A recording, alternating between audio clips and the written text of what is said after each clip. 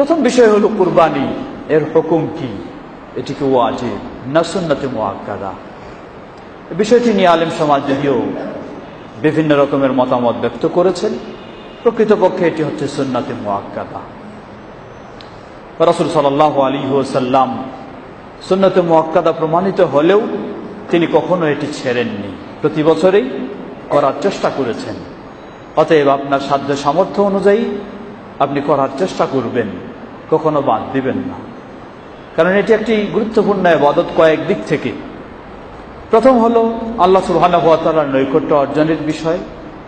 দ্বিতীয় হলো এখানে একটি সামাজিক অধিকার রয়েছে, পারিবারিক অধিকার রয়েছে। আপনি যদি কুরবানি দেন, বড় না হলে একটা ছোট প্রাণীও দেন, আপনার বাসার ছোট বড় বিভিন্ন সকল সদস্যরা তারা সকলেই একটু আনন্দ উপভোগ করবে যে না, আমরা একটি ইসলামের ঈদ উদযাপন করলাম এই কুরবানি দেওয়ার মাধ্যমে। তাহলে পারিবারিকভাবেও এর একটি গুরুত্ব রয়েছে। সামাজিকভাবেও ইসলামের নির্দেশ হলো এই কুরবানি পশু জবাই করে শুধু আপনি খাবেন আর নামি দামি আত্মীয়দেরকে খাওয়াবেন, এমনটা ইসলাম সুযোগ দেয়নি। বরং আপনি খাবেন, আত্মীয় স্বজনকেও খাওয়াবেন, প্রতিবেশী বিশেষ করে দরিদ্র যারা অসহায় তাদেরকে খাওয়াবেন। অতএব ইসলাম আসলে দেখুন, ইসলামের বিষয়গুলি এমন, ইসলামের প্রতিটি বিষয়গুলি একটা সামাজিক সম্পর্ক কিভাবে সুসম্পর্ক গড়ে উঠবে সেই ইসলামের সেই শিক্ষায় সব ইবাদতগুলির মাধ্যম দিচ্ছে।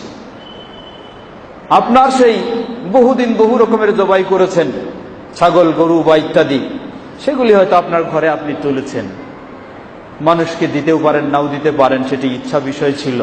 তবে যদি দিয়েছেন সেটি আপনার উদারতার পরিচয় দিয়েছেন। ইসলাম আপনাকে বাধ্য করেছে উদার মানসিকতা হওয়ার, মানসিক সম্পন্ন হওয়ার। কুরবানির পশু জবাই করে সব আপনি ঘরে তুলে নেবেন এমন সুযোগ ইসলাম আপনাকে দেয়নি। ইসলাম নির্দেশ দিয়েছে এখানে আপনারও হক রয়েছে, প্রতিবেশীরও হক রয়েছে এবং অসহায় দরিদ্র তাদেরও হক রয়েছে। এই উদারতা শিক্ষা দিচ্ছে আপনাকে ইসলাম এই কুরবানির মাধ্যমে।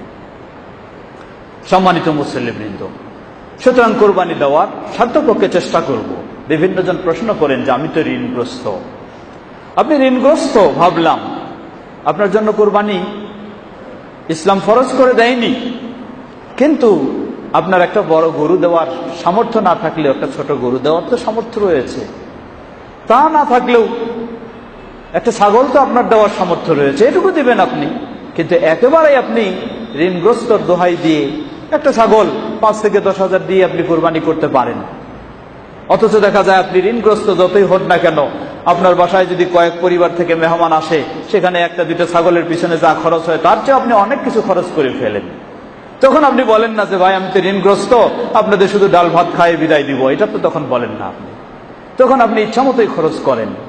আর আল্লাহ সুবহানাহু ওয়া তাআলার একটি বাৎসরিক আপনি ঈদ, একটি গুরুত্বপূর্ণ ইবাদত পালন করবেন, এজন্য এত আপনি ওজর আপত্তি পেশ করেন কেন?